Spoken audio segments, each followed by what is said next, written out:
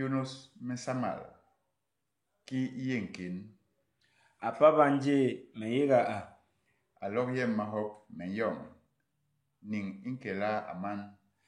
Inkelonge apaba. Ki yenkin. Nken jam atabe mbok iyengwe. Meyega job. Ki yenkin nyo embay. Nken jam atabe mamomaso mayelonge. Sugulu inkela aman. Ngwahak li jam apaba.